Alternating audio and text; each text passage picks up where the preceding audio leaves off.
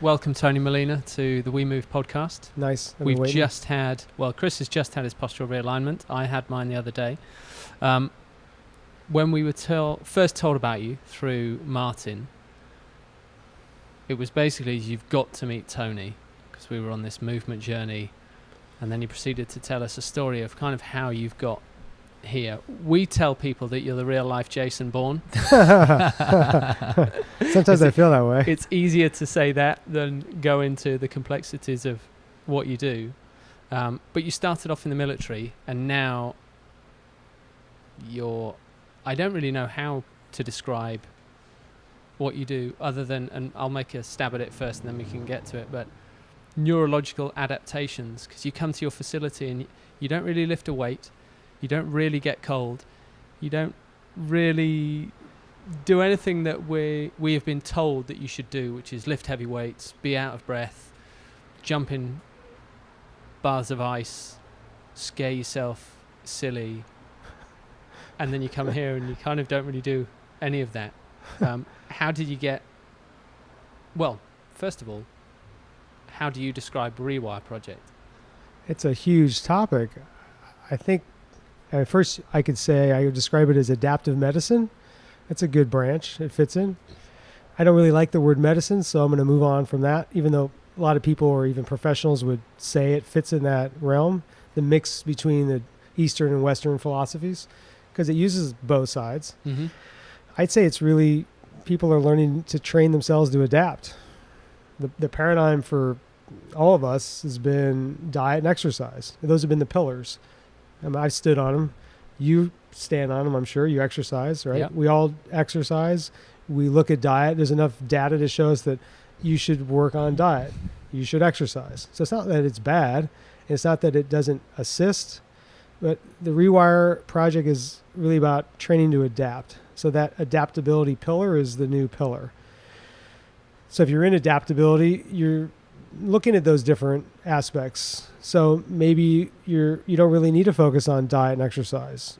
Maybe you're dealing with something like a stress axis, the catecholamines in your stress response. Maybe your adrenals are shot, so then the exercise probably isn't going to help you because your adrenals are shot. So then should you be exercising? How does that work? Does that make sense? So I think it depends on the person that gets exposed to their systemic health. However they get exposed to it, they fall into it accidentally. A friend shows them about it. They've lived long enough that they start to really kind of go, I don't really know what I'm doing. I don't really know where to go. And I've had years or decades of gym memberships. I've done my running clubs and my different classes. And now I'm ready for more. That's the Rewire Project. It's really the leader in the future of anti-aging. It's the future of health clubs, really. The boutique gym concept is real. It's not really a gym, though. You need to train the organism systemically so it adapts to the environment. So some of those tools you were talking about, we do use those. Like people need potentially to deal with autonomic influence and work on breathing and temperature regulation. So maybe they are doing an ice bath and they're breathing because their system is struggling. So if they don't do that, why should they even exercise? Because that's just making them feel worse, right? So sometimes we have to remove out these pieces and add in these pieces and these modalities that'll actually make an impact, that'll actually make them feel good. Does that make sense? Yeah, it does. So it's really more of a process than a protocol for each person, right? It's also, there's easily 8 to 12 different modalities that, I do a lot of the R&D. I'm at the conferences and the symposiums around the world. I'm looking to see, what really has efficacy and what really is just a trend and what really is going to do some good. Are you on a constant hunt then for new practices, new insights? Yeah. Because I think when we first met you, you said, we started out in the fitness industry and we were killing people. Yeah. We used to take people off Manhattan Beach Pier. And we'd go, okay, let's walk out to the edge of the pier and just jump off and swim in. And they'd be like, are you nuts? We're like, well, if you can't jump off the pier and swim in, well, then what good are you? Like, it's an easy little swim, but there's waves and there's sharks and it's cold and it's dark. We're like, yeah, but it's just survival. So, are you going to thrive or are you going to survive? I want to thrive. So then they'd step up, and then they didn't want to take that jump. The lifeguards would be yelling, don't do this, right? The Coast Guard would come up, and we'd be swimming through the surf zone with people, and they'd have their little epiphany wake-up moment, right? So, yeah, we used to hurt people. If anybody is in this industry that you guys interview and talk to and says that they haven't hurt people, they're lying. Because everybody who works in any form of the health and fitness industry is hurting people. And if they don't know it, then you better turn and walk, because they are. It's hard. Most people don't have control of their body. The information is so scattered. You guys are on the forefront of it. It's everywhere. There's endless information. How do we actually create a path through all that information? It's crazy. So that's what we've done here. So yeah, I do the R&D, and we're constantly looking for what really does the human need, while the really smart, intelligent people are working in these scientific teams around the world on how we can ideally address the molecular and cellular aging process that's going on. So that not how do we stop it, because we're not going to stop it. It's continuing, but how can we best address it? So right now, the three of us would pretty much be dead, right? You're what? You're almost 40 years old. So yeah, you'd be a grandfather or you'd be dead. I'd already be dead. You're how old? 38. I'd be approaching. Right. So we're all done, right? But because now of sanitation and hygiene and medicine, we're all still here. So now we're dealing with this aging phenomenon that you didn't really, one, you don't want to think about. Two, you're forced to have to deal with eventually. And three, now it's in our forefront because of how the world's going. You're getting scientific information all the time, thrust into your emails. You're reading about it. People are telling you about different discoveries, gains that are occurring on cancer research. So you're inundated with it, whether you like it or not. So what do we do in the meantime until all these supposed great discoveries are at the point where you and I can make the gains of these advances? That's the Rewire Project. You come to the Rewire Project and you start to address the systemic aspects of your health. You get to the causation of a lot of your symptoms. It doesn't even need to necessarily be something you start with. You might be coming for performance gain. I just want to get stronger. I want to get faster. Great. And then along the way, well, you can't get faster because your knee hurts. You can't get stronger because, I don't know, you get migraine headaches and you get tension headaches, these kinds of things. So you end up starting to get exposed to your own insufficiencies and the body's own unique way of managing the compensation. So then that's when the system starts to thrive, this system. Because then now maybe you're dealing with, like we did now, posture recalibration, not because you wanted to deal with posture, because your nervous system is demonstrating to us that we need to address it. So we go there. Now you get rid of 60 to 80% of your symptoms in what? It took us what today with you? 30 seconds? Yeah. Right? We started to address the foot input and your symptoms just went right away. So people kind of think they need to manage these things, and all of a sudden you start to realize, wow, like I can feel good. So it's a new paradigm. Well, what does that mean, right? Back to, what am I supposed to address, deal with, go back to diet and exercise? So it is a learning process for sure, no question. Most of it's been vetted by me, so you can relax and just, we've done the work. You can just go and take care of yourself and enjoy. You want to focus on, some objective, some goal you're working on, great. You want to not have to think about your health and just go and do your life, great. You can do whatever you need to do. But then you have the infrastructure and the means and the modality to go ahead and get it done. How did you get to this point? It's a long process. So yeah, I started off in amphibious reconnaissance in the Marine Corps. They used to drown me in Coronado, California. I still explain that a little bit. Yeah, I have to laugh because it's so crazy. The Coronado, the Hotel del Coronado is right. I don't know if you've been to the little island of Coronado. No. So you go to San Diego, you take the bridge over to the little island of Coronado, and it's retired people, it's ex-military, and it's people with means. It's nice. It's like, you're in Soho of San Diego on the little island. So there's this beautiful hotel right on the beach. So people are out there having their nice teas, a proper British tea, and they're on their little balconies. And just right down there on the beach, just to the left, is the SEAL Recon training compound where they're killing us right on the beach. So these people are walking on the beach, holding hands. Couples are laid out, sunbathing. They're drinking their tea, and we're there. They're drowning us. You feel like you're like like a farm animal. And I remember one time at night, it's like the middle of the night, and they're drowning us. And we're, I don't know, 150 guys, arm in arm.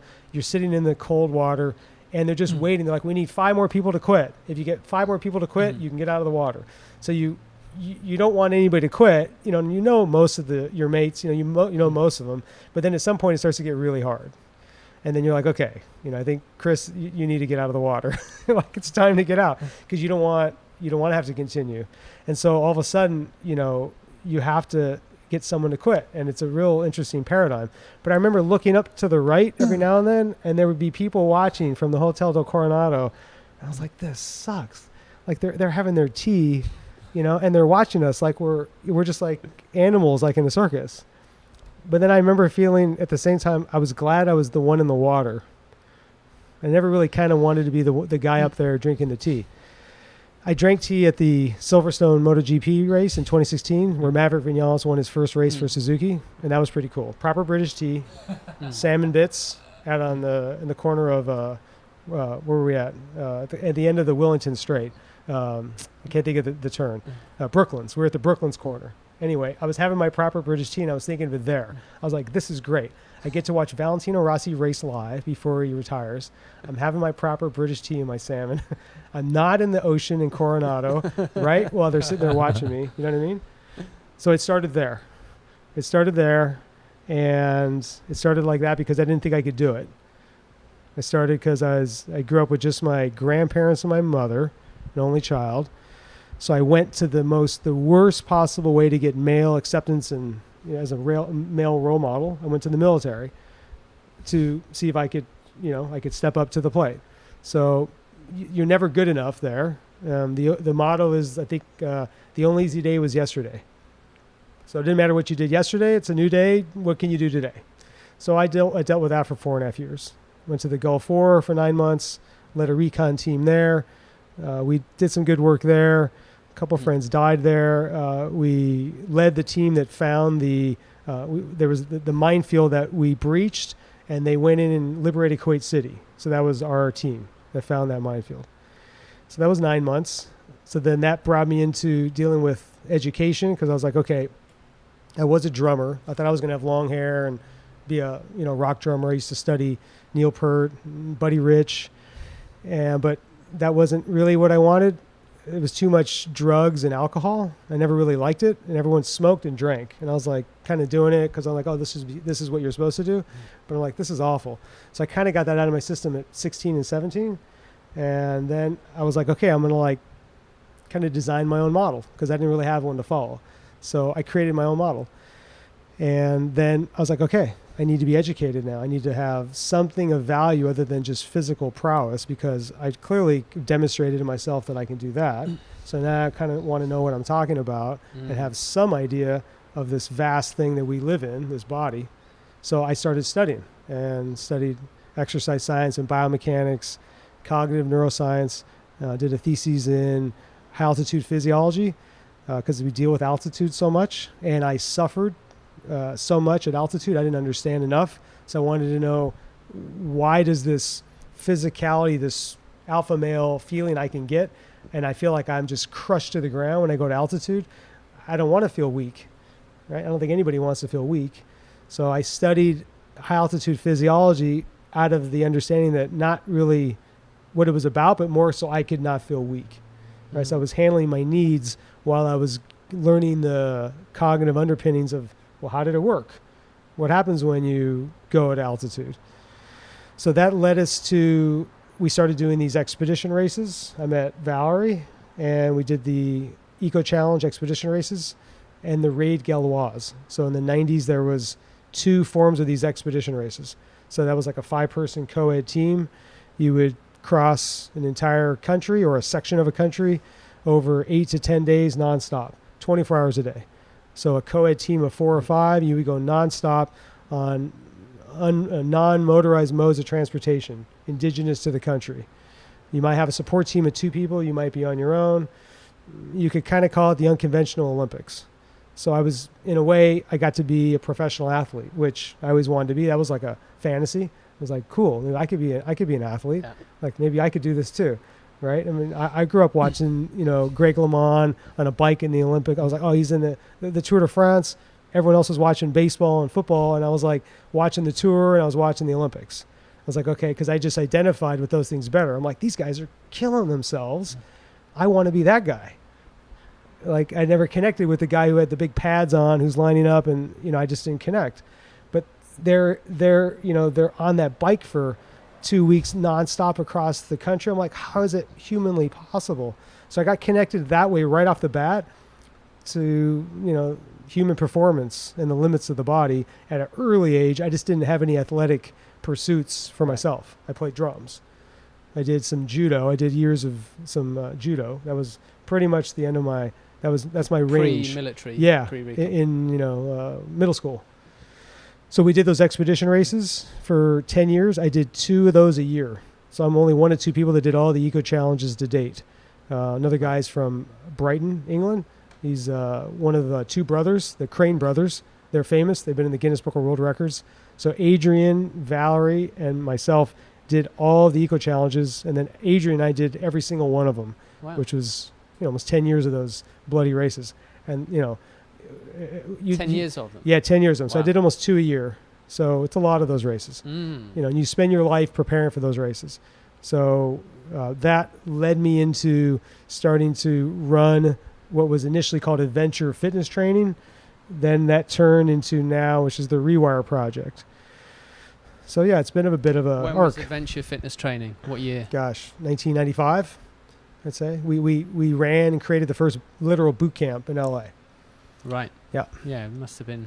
We used to Early get chased by days. the lifeguards because they wanted us to, even with a permit, we'd be like, we got our permit. And they'd be like, shut this down. We'd be running to get away, because they wouldn't let us run it on the beach. Or we'd be drowning people out in the ocean and the Coast Guard would come up, big horns and lights, get out of the water. When you're getting people to jump off the pier. Yeah, right. And we would have the permit though. We've got a permit. It was like we would hold it up. Don't touch us. And they'd be like, get out of the water. So even with the legalities covered, it's not what the culture is ready for here, Yeah. right? So we're not ready for, the oceans, it's free. The mountains are free. You don't need guides and safety. You need Yeah. to get some skill and some experience, right? So you can take care of this thing on your own. Yeah. So that's really still at the essence of this is, can the thing function well? What can you get out of it? And then how does it feel?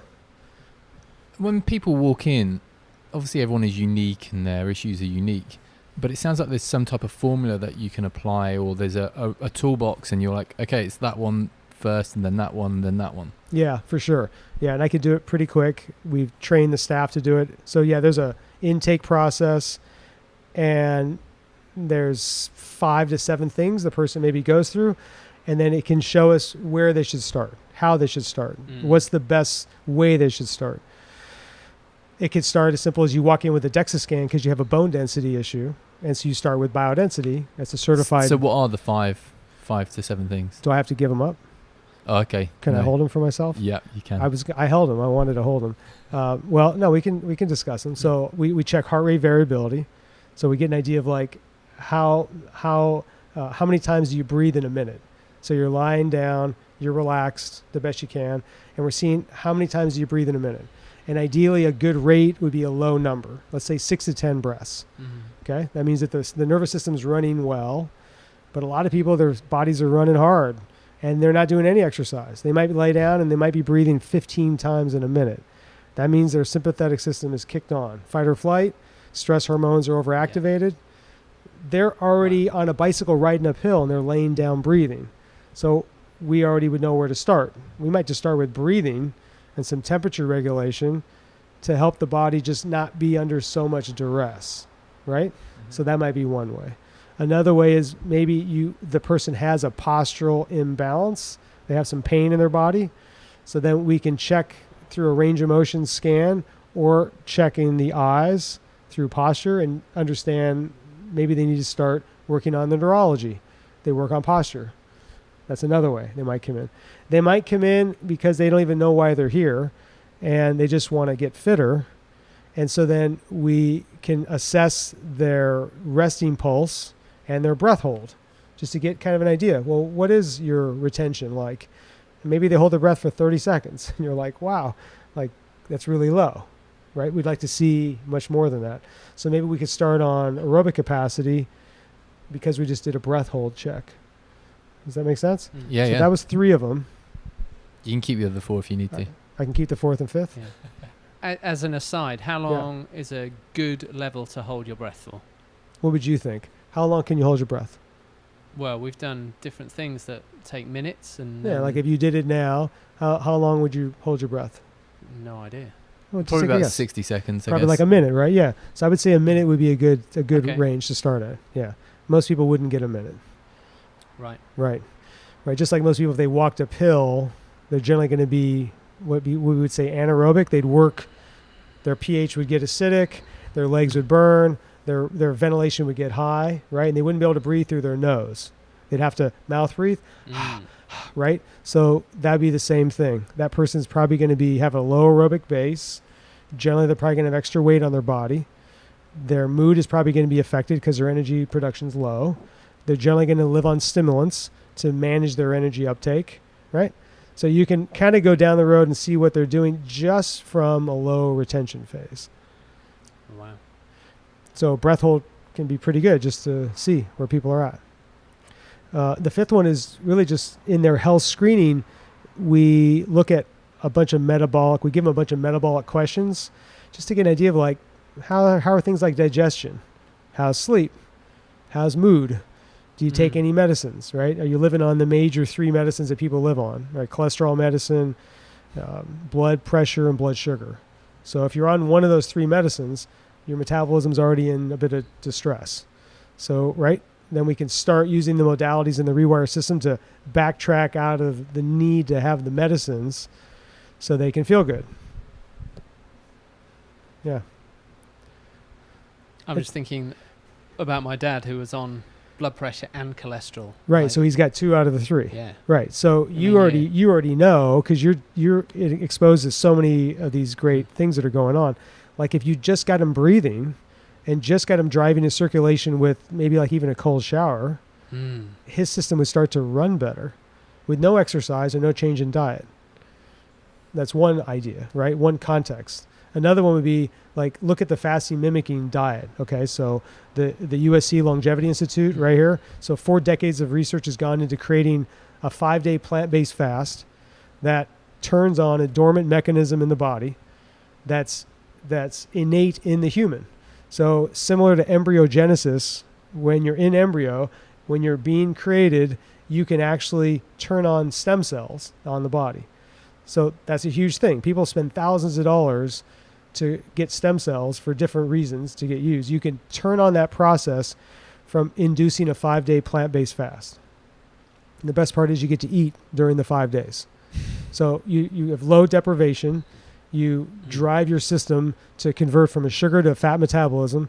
And then a lot of these metabolic symptoms that we see on like a health screening form, digestion and sleep and inflammatory disorders and pain, these factors start to go down because you're helping the body help itself by cleaning up a percentage of the bad cells, and then as a byproduct, kicking on fat metabolism, and then finally adding a stem cell part if you do multiple rounds of it.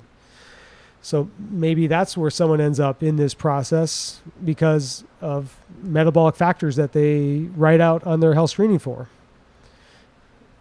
There's a bunch of ways it can go. We haven't talked about exercise, have we yet? We haven't talked. We still haven't got to exercise, right? I love movement. The challenge with movement for most people is they can't move.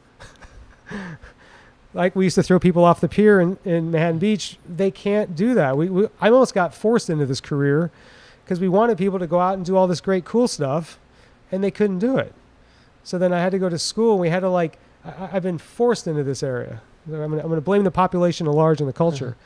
But really, that's what happened, is we try to get people to go out and do all these amazing, great things around the world, move their bodies, get high function and capacity out of it, right? We want to line up like Usain Bolt and be the fastest human in the world. We embody it. That's why we love to see ourselves in action.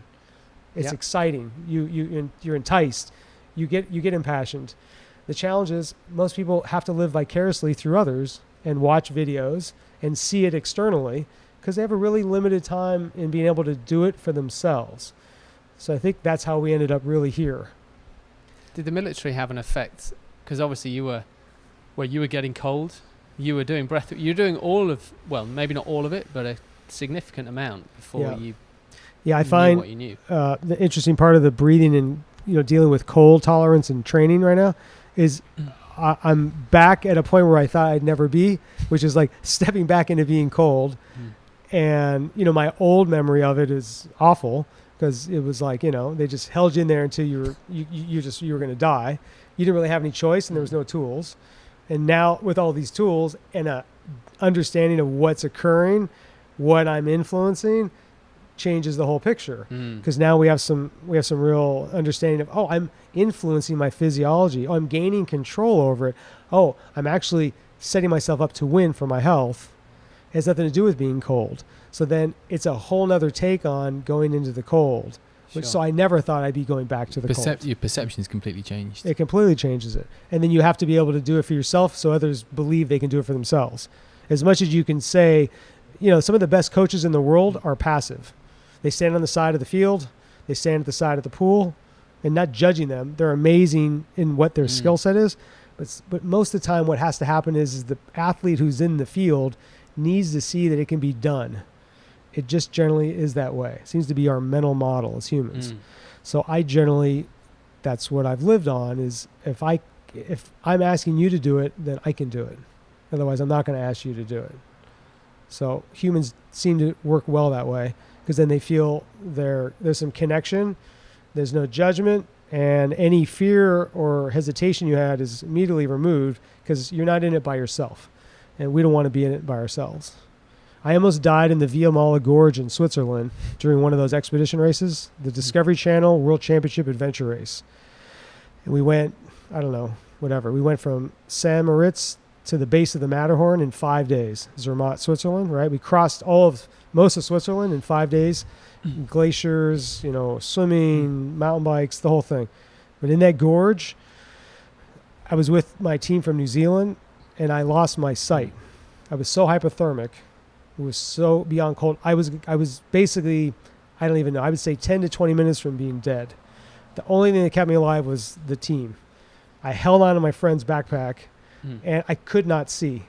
And I didn't know how much was left. We're canyoneering down this huge gorge, but with barely any wetsuit on. And we've been racing for 24 hours across Switzerland. So my blood volume is low, right? We jump into this just above freezing water, and it's like basically canyon swimming in shorts, pretty much.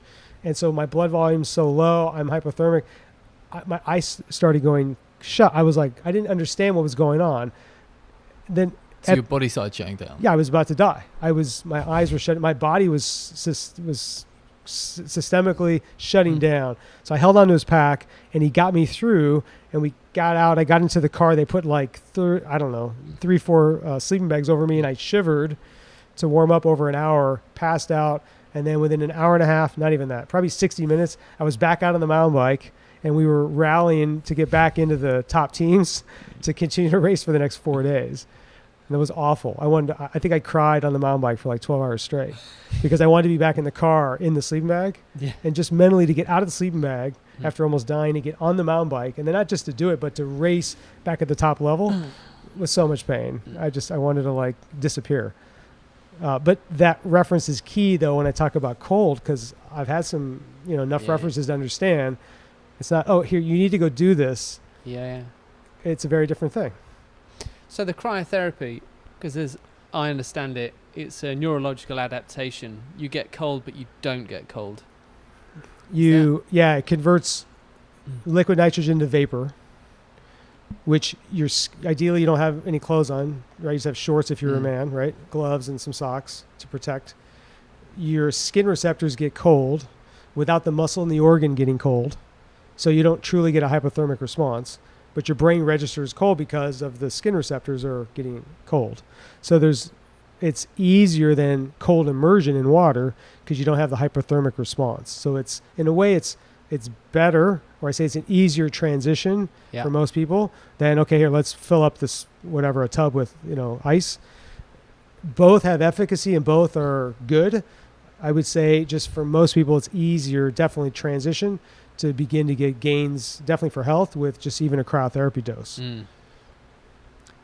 So what benefits does full cold immersion or ice immersion give? There's other so than many. Conquering mental Yeah. fears. I think the reason that all these modalities and the adaptive medicine system, if you will, in of itself across the world is starting to happen is because we're seeing the rise in so many autonomic diseases, right? We're seeing the rise in disease state, period. So I would say that's where it's at. Right. So you would never thought possible ever, just till now, the textbooks are being rewritten, that you could consciously, voluntarily influence your autonomic nervous system. That's supposed to run on its own. You can't just influence it through breathing and temperature. Doesn't make any sense. So that's the model I learned. That's what I was educated through as well. So now here we're at the point where we're getting enough information to start to see, and that's our model still. We need to see, medicine is trends. We need to see trends. So it's going to take decades to get some long-term look to understand what's occurring medically, but practically you already know what's occurring. You feel better. You're seeing the changes already in the system. If your digestion improves and you sleep better and your energy goes up, you're doing what exercise was supposed to do. Right? So it's doing that. You can turn on and off these processes a lot of different ways, but I'd say the answer is you're addressing the autonomic nervous system. And the balance of that is what the key is. I'd say it's the reciprocity of the autonomic nervous system. The balance between the parasympathetic, rest and digest, and the sympathetic, fight or flight. It's gaining some control and influence over that so that we're in some balance. You don't need an extreme of either, but you need some balance between the two. That's when the body has homeostasis. You feel good, so you don't have to do as much. So how much exercise is really needed? Probably not that much, even though we're in the exercise industry. Yeah. Right? So exercise has kind of been a red herring people would exercise believing that that's the way to good, better, best health. It's easy for it to swing into overtraining, too much volume, which then makes it negative. So is it just a red herring? Still, it's exercise? like starting on the fifth rung rather than Rewire Project seems to be rung 1, rung 2, rung 3, because you could do the exercise and movement, but you'd have to come back to rung 1 and 2. Structural, foundational, basics. So have we just, or why is it gone like this? Exercise? Yeah. I look at it more, think of decades of life lived. So who's doing CrossFit right now? What's the age range of generally the people actually who have the memberships? They're in their 20s? 20s, 30s. And they're in their early 30s. I'd say that's because their structure still can handle the insult of what that is. Because that's what it becomes. It becomes an insult. It's not even that it's bad. It's just challenging because you have to control the mass. You have to deal with inertia and momentum, right? And then you want to feel challenged. So what do? You challenge yourself. And you bypass what you just said, all the other rungs that are supposed to get you to the point where you can even go and do that. But at that age range, what do? You need challenge. So you go and challenge yourself. So I don't think there's a way around that. So I say, great. You just early degenerate yourself. I mean, I did it. I'm probably shorter than my peak I should be because for decades I wore a backpack constantly at 30 pounds, 40 pounds, 50 pounds, 60, who knows. I'm running around I don't even know, millions of vertical feet climbed up and down. I don't want to change it. I have no pain in the body, but I definitely created a accelerated degeneration in the body. I've got dozens of bulging discs in my spine, cervical, lumbar, thoracic. There's no symptoms, but fast degeneration. So if you like early, fast degeneration, then you should go do those things. The challenge is it's not going to change because of age range. So I'd say it's by age, by decade. So in your 30s, usually when it starts, this thing you're living in starts to give you feedback, whatever that is. Your weight doesn't hold like it used to. Your left foot cramps when you do a little bit too much of some yoga pose. It never cramped before. Now you're like, I can't get out of this cramp. You pull the hamstring every time you're sprinting on the track. your shoulder is a little bit off when you do the overhead tennis serve or the volleyball spike, right? It just starts to give you the dynamic that this thing, you kind of need a new model. Yes? Yeah. That's what it's like. If you haven't listened to all this by the time you're in your 40s and that decade of life, then what happens? Now you get the metabolic markers to confirm it, right? We're back to the blood pressure, the blood sugar, and the cholesterol, the weight gain, right? Type 2 diabetes starts to kick on for majority of the population. Nothing's changed. You just still haven't addressed the pillars. You go back to the old pillars, diet and exercise, but it hasn't worked, but you keep going. You soldier on because that's what you learned culturally and that's what you experienced. Now you're in your 50s. You can see where it's going. Now you end up in surgeries. For sure you're on medicines, and generally the body's what? Not feeling and running well. All that, I believe, genuinely and authentically isn't necessary. We don't necessarily need to change it, though, because you can't change the arc of the human. It's not going to happen. This podcast, the people in their 20s aren't going to take this on and take action. Someone in their late 30s and 40s and 50s, those are the people that are the audience. Yeah. That's who's listening. So great. Let's start there. No, so I was sorry, I didn't mean to interrupt. I was going to say that people walk in and they can be rewired back to, their 39 or what have you. Right.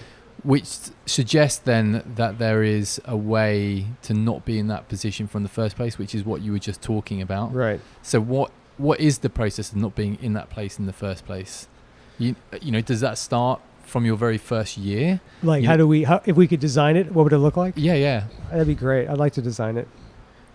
What would it look like? It probably would be similar, just the tools and the choices you make would just have more options. So the things you would be anchored to, the experiences you would be drawn to would trend you towards what we're describing. So the same things would go on. So it probably would start in school. And instead of just getting people to do those silly, sit and reach tests to check hamstring flexibility. I don't know if you guys did that, but that was silly. And you had to do pull-ups. But the kids that couldn't do the pull-ups already know that they're not going to be good in movement or in sport. So they maybe read books, right? So we kind of learn these things really fast. Are we good in athletics or are we not? That's our connection to health. It starts right there. And then our parents. What are the parents like, right? That's the model. So if the parents are smoking and drinking at night and cursing at each other and eating fast food, right? And if they're not moving their bodies, well, okay, that's the model. So there's a lot of factors that come into like what it would look like. Once you get old enough, I would say it would start at age 30. So my take on this is we would create, I don't know, I can't think of a better word. I'm going to call it a Bible. At age 30, you would get the Bible. And here's your life Bible. And here's what it looks like. The modalities and the things that you've done up to this point, the lifestyle you've chosen, is now going to shift.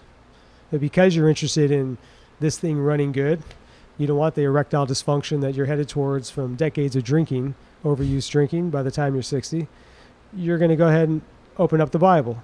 And the Bible's a little bit different. You don't have to study on Sundays.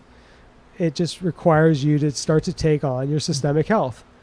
It's not even really work. It's pretty fun and it gets exciting. It just requires a different context and a new paradigm. So I think it would start then. And you probably would start with simple things like just breathing. Great. Start at age 30, you would start a breathing sequence. And you probably go down to the ocean and jump in the ocean because it's nice and cold and you get exposed to the environment. You wouldn't even have to call it sport or exercise. So you might be playing baseball or you're in dance class, but every day you and the parents are breathing and going down to the ocean. And that's what you would grow up knowing that you're supposed to do. Yeah. And then it might turn into a skill. So then the second thing would be, we'll call it skill acquisition. So then, I don't know, you would pick up some sport. Maybe you have some history in squash, which is a really high anaerobic sport. So now you guys start playing squash. But squash gives you what? Ground reaction force, drives your bone density, turns your hormones on, works on your agility and coordination, has fun. There's environmental enrichment involved with it. So your neurotropic factors in your brain go up. Like you're getting all the benefits, but you're not in a class setting and you didn't have to travel to get that. That's easily accessible. But you're still breathing and doing the trips to the ocean. Does this make sense? Mhm. We would just continue, and we would add on these factors. We probably could get to the point where we wouldn't even need to even deal with exercise. Be fairly fascinating. And the goal isn't necessarily to remove exercise. It's not that it's bad. I love to run and train. It's just, it's not addressing our issue. Yeah. So that's why the Bible needs to change at age 30, I'd say. And so prior to 30, you would say, get on with it. Get on with it. Yep. You might as well just go ahead and not sleep and drink as much as possible. And Because that's what's going to happen because anyway. that's what you're going to be doing anyway. So go ahead and go for it, because you're immortal in that phase, right? So you're supposed to procreate as much as possible. That's what goes on. You're supposed to kind of test this thing, and the way we've socially figured out is we drink ourselves into oblivion. Hopefully we survive it. We don't die of a car crash, right? We hopefully don't wake up in a coma from some overdose.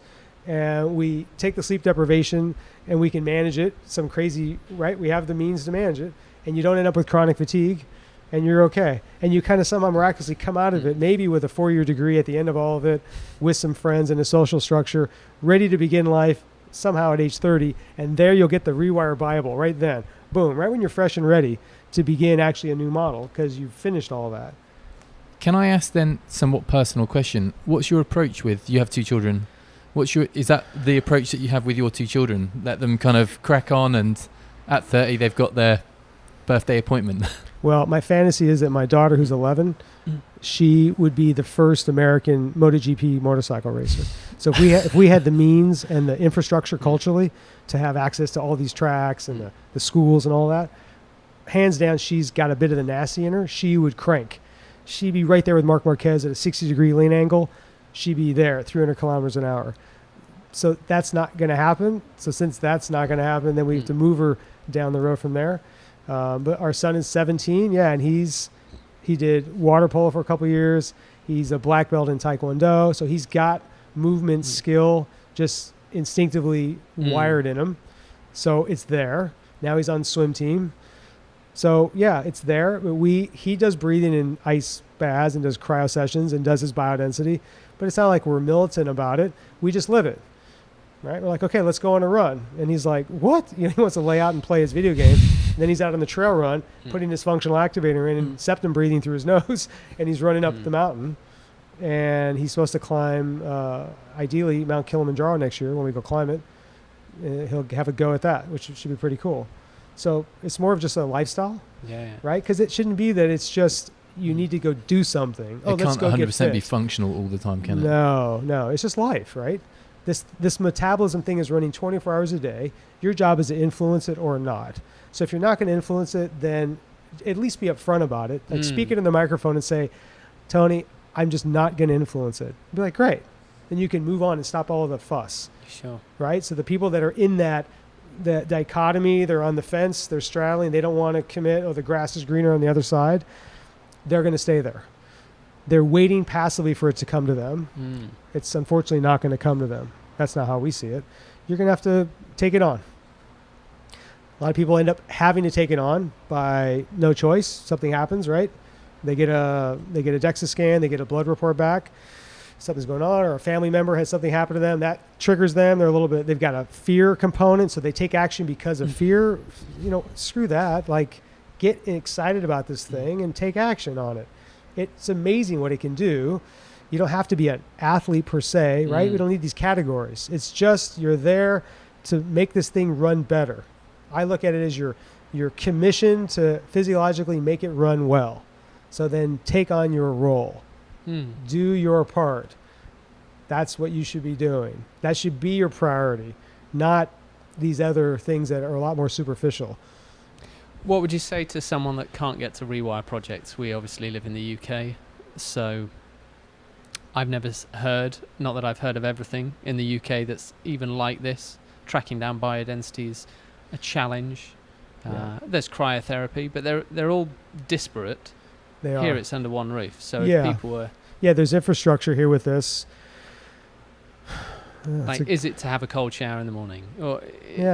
I think you're right. I think it's starting with these simple parts, and your culture is different. So you're looking at it differently in the UK as well, right? The way that you live life, the way you look at it's differently than, let's say, North America, for sure. So it's different.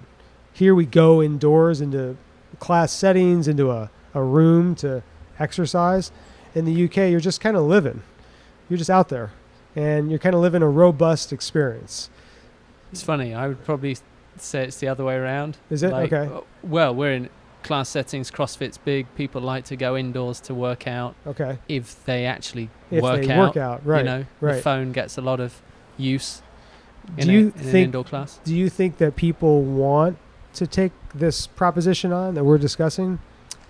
I think it's different based not just in the geography of America and the UK. We spend a lot of time in California, and that's radically different than the time I've spent in New York. Right. You know, just being around here, a few things aside, people generally seem to be a lot healthier and want to spend time. You know, we went to the ocean the other day, you know, and the waves were out and there were, I don't know, 100 surfers out, and there were 60 or 70 swimmers out in a group, and then we were at a gym earlier on and the sun was shining in perfectly and everyone's got their top off and training in the afternoon, and that's not the environment that we have in the UK. It feels the geography. segregated. Yep. So there are the people, maybe exercise isn't framed in a way of who wants good health. Right. You know, because if you say, hands up everyone who wants really bad health, not many people will put their hand up. And Right. then it's, okay, who would like to do something about it? Yeah. Probably everyone would put their hand up, but chipping it down, sort of Right. framed in a way that... So we're still works. back to the same problem, I'd say, which is we're back to the whole pillars of diet and exercise. People kind of fall into, well, I've got to go deal with diet and exercise. Maybe it's the focus then is we focus on this adapting pillar, right? So you're maybe starting by just going down to the ocean. Yeah. And you're learning to adapt. You got 80,000 miles of blood vessels you need to dilate. So is it really going to happen on that 30-minute walk around the neighborhood? No way. It's not bad for you, but is it going to really truly give a systemic response so you can not get one of the diseases of our civilization right now? The numbers are showing no. So then maybe that's where the push goes, because we're looking at a cultural shift. Thinking of it as adaptation is some...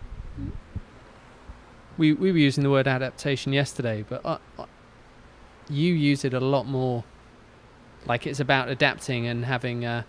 when we were with Ron Kauk, he was talking about your ability to respond. Like, that's what true responsibility is, and he felt climbing taught him that. You know, you're up there, you have to respond to the environment around you because it's... Well, you're up on a big wall, you're looking down, you have to make a move, you're Right. cold, you've... All of these things, like this ability to respond, we seem to have lost or Yeah. forgotten. What are we What adapted life's to? We're adapted to immobility right now. We're Chairs, aircon. we're adapted to a different environment. Yeah, and I would add to Yeah. that we're adapted to, most people don't know outside of diet and exercise. Yep. There's no concept. Right. You don't know, obviously you don't know everything. Yeah. And most people's starting point is that they don't really know much Right. when So- it comes to health, because the environment that we live in, everyday life is not about that. It's about sitting in an office chair, for example. Right. I used to travel through ER rooms, different hospitals, and I would just ask people what they're there for in the waiting room. And the majority of the people, two things that I saw. One, the majority of the people that were there reported chronic fatigue along with whatever else they were there checked in for. So whatever they were there, whatever was going on, they reported chronic fatigue as a side complaint that was an adjacent to whatever they were there in the ER for. Does that make sense? Right? And then two, most of the people that were in the ER room were the same people we would see showing up to do an evaluation at the Rewire Project with the same symptoms. So I'd say that's where we start. Our process is not what it should be. We've been trained to choose managed care for a self-management problem. So that's what we need to start with. So I'd say the adoption curve, you're talking about the people in the UK, the adoption curve is really far away because you're trying to get them to culturally cross over. They're looking at diet and exercise. They have to even, the paradigm that they have to, I have to work on this new pillar, environmental as a new pillar, adaptation. It's too much. So we got to backtrack. We're back to the 30s again. Hey, you're 30 years old. You just finished school. You're out of the party zone. You're working on now building your career. They're ready to listen. Their metabolism's still running just good enough. Yeah. They're like, I don't need any of that. That's how they're going to look at it. Great. You're perfect. Start there, right? Those millions of people, that generation, that's where you start. You say, okay, great. Here's what it looks like. You're going to get up every day and you're going to do these cycles of breathing. You're going to jump into an ice bath. You're going to go down to the ocean. You're going to get in your cold pool. You're going to get at least in the cold shower. That's your morning. You're going to train up your brain with this posture recalibration business once they learn that, because that won't be too hard to do. It'll take you a minute. You go do your day. You'll reduce your stresses on your metabolism. You won't live on wheat, sugar, and caffeine, because that's going to metabolically age you faster. You won't need it because your system will run well. You'll choose some activity that has something compelling for you, where there's a skill component to it, whatever that is. Argentine tango, tennis, climbing. It's something where there's something in it for you. You have to have something in it. It has to be intrinsic, not extrinsic. It has to be something you adopt and you strive towards. It can't be something that you're passively engaged with. Then you feel alive. And if you're alive, you're what? Impassioned. If you're impassioned, you're taking action. You don't need a class.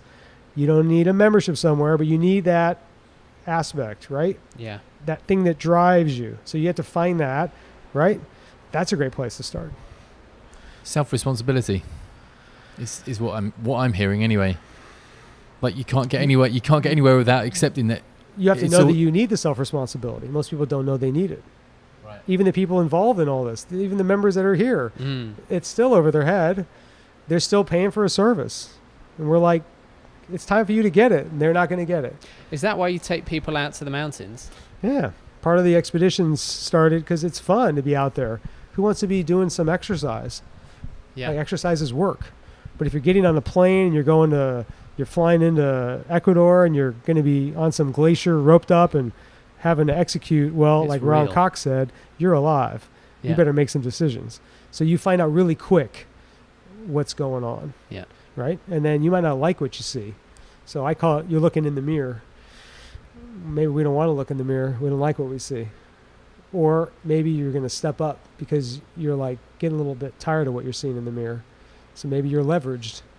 Maybe that's a good leverage. And maybe you get the paradigm shift you've always been looking for.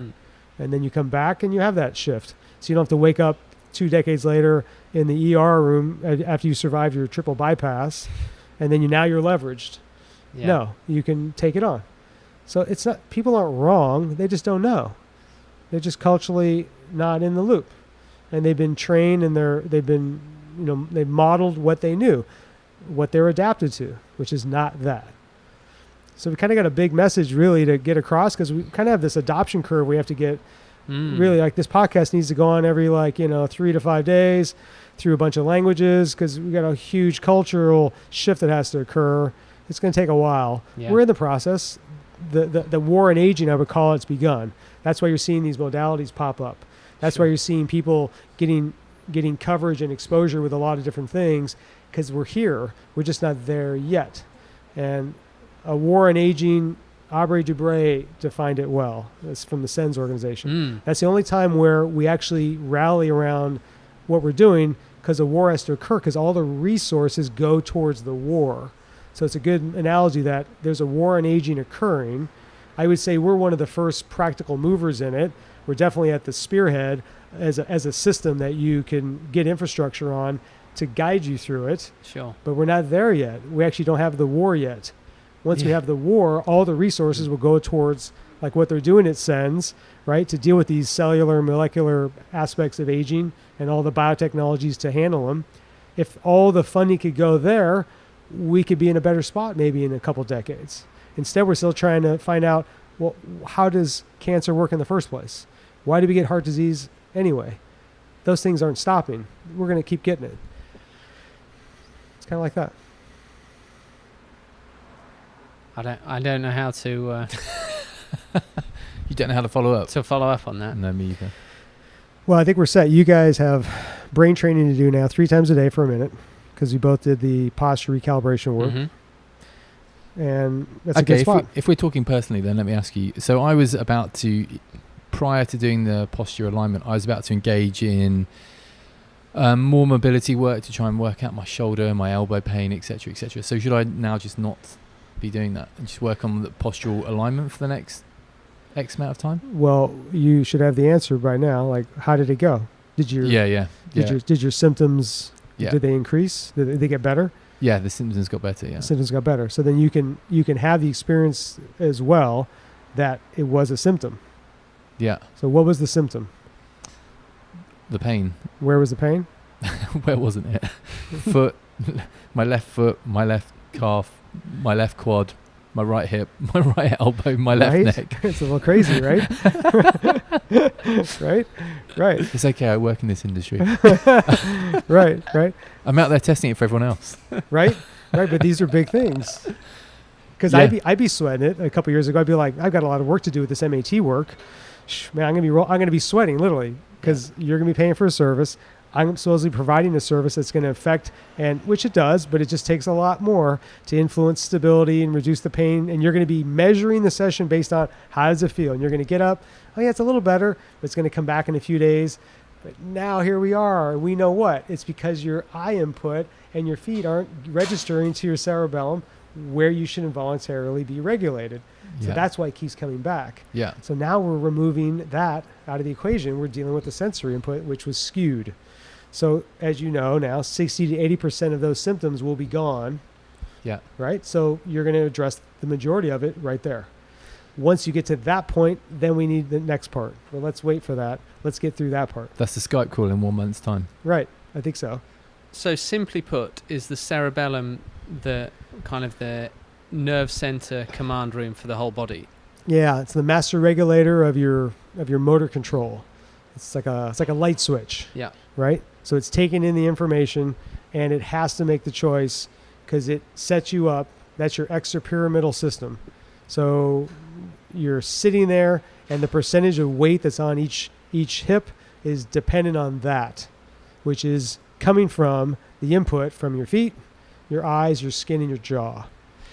So the fitness and health industry, if you likened it to a Ferrari, goes, okay, if we paint it red, it'll be super fast. And you're going, no, we sort out the engine. That's because it's the engine. They think it's, you go to the gym to get big muscles, but big muscles don't make you, they neither make you fast, clever, or, right. they just make you immobile. Right. So it's kind of like painting a car a different color, thinking it's going to be better. Yeah, it's the old model. Yeah. Absolutely. We have a squat rack in here because it's just a component that is needed. So people don't go, what is this thing? They go, oh, I know, I see. Oh, it's kind of a gym in a way, right? So as we move and expand at our next context, we're going to be able to really, really land in all the aspects of it. So that'll be better for us personally, as well as the service, as well as just what's needed for all these humans running around really in a lot of dire straits. Most people I know, and you know as well, and they're young, I say 20s even, their bodies are not running well. They're managing symptoms. They're just not connected enough to their bodies, one, to have to address it. Two, they've got youth on their side, so they kind of, like you've done for a while with all these little nuances, you've just kind of, I'm managing them. But if you stop long enough, you're like, your system's hurting. Yeah, I've got to admit, though, I have been searching, and I haven't, the amount of treatments I've been through, and I haven't come across, what we did today with the postural alignment. Yeah. And that goes back to my point from earlier on. It's, ignorance, not intentional ignorance, but just I'm searching, I can't find it. Of course, you search long enough and you do find it, and thankfully that's kind of my, my starting point, that I will hunt it out. Most people won't. Right. And then we see a lot of people that do. They just take decades, unfortunately, until we see them. They're 50 or whatever. They've gone through definitely a number of years of whatever they've searched out to try to handle their symptoms, whatever those are, and then we get them. And then next thing you know, they're standing in the cryosauna, and they're like, right, fight or flight kicks on, and they're like, what the hell is this? Get me out of here. And you're like, well, just slow down. 3 more minutes. You're just right. You're just starting. You're just not adapted, right? And they want what they're used to. Generally, unfortunately, they want to manage the symptoms. So they take pain medicine and they medicate, right? Wow. Yeah. It's a wide berth, I think, that goes on, because we're really addressing, really what we're dealing with is we're just dealing with the humans, really, right? It's really just about the human. We want the human animal to run well. I mean, that's it, isn't Really, it? that's it. We want the human body to be as good as it can be. It doesn't have to be the fastest in the world. It's just as good as. No, what are we running on? We're coming up on 8 billion people or something on the planet. It's insane how many people there are. This thing is designed to run your whole life. It doesn't mean you have to have no pain the rest of your life, but it's designed to go intermittently in and out of pain. You should be able to handle that. You have the repair defense mechanisms to handle it. If you influence it enough, you should generally stay out of most disease state. Yeah. You have to take that on, though. Most people aren't taking it on. We're reactive instead of proactive. Hence why we're in the managed care industry versus self-management. We're like, okay, I hurt my knee. It's been swollen. I'm going to get my x-ray. That's it. We're off and running. We're on the managed care perspective. The passive structure is wrong. Now we address the knee. We have to back way up. What happened to the knee in the first place? Probably right? I can go through the model with you, but you should have the understanding enough now, right? Yeah. Right. So we got there. Nothing's wrong with the knee. The knee is a reaction joint. It responds to the foot and the hip. So something's happening at the hip and the foot. Well, you should already know with posture recalibration, it's probably happening at the foot, which means it's not happening at the eye. That means we need to handle the eye and the foot, sensory input. Then the neurology will handle so that the knee doesn't have to be the issue. But I've already got the chondromalacia. I've already had my knee replaced. That's okay. You can still, you need to address the cause. That's why your other knee probably hurts, because you haven't addressed the cause. We're still looking at the symptoms. It's a little crazy.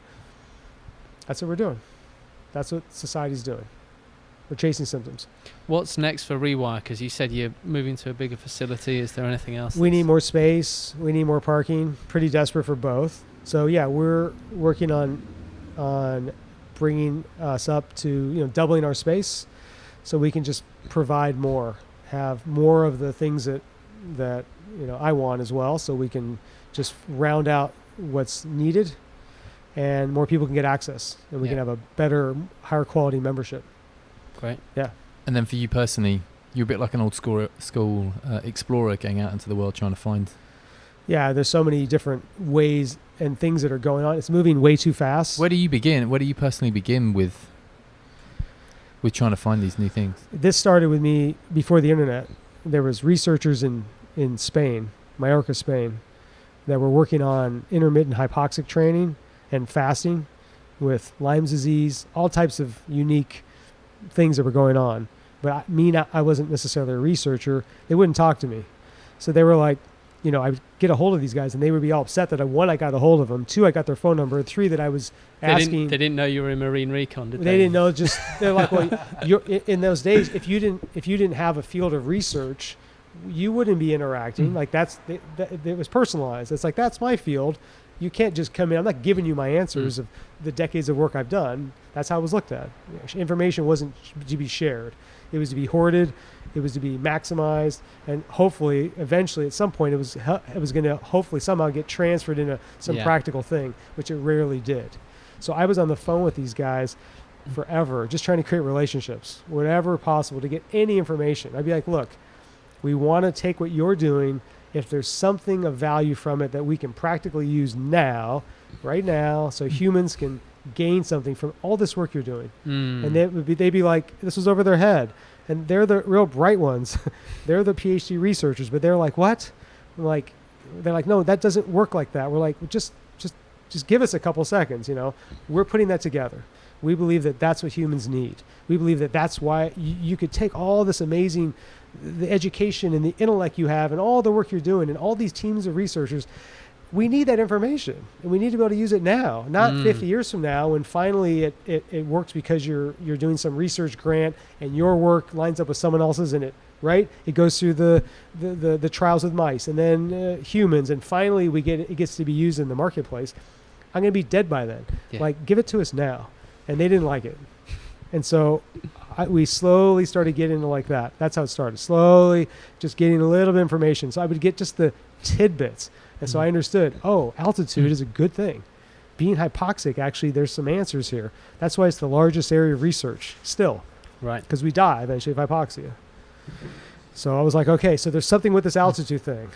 So, okay, we need to introduce in some form, I didn't know back then, some way, somehow, this intermittent hypoxic dose. Okay, how the hell is that going to happen? I don't know. We need to figure it out. And then, right, slowly it was starting in Australia. They started creating commercial IHT devices, right?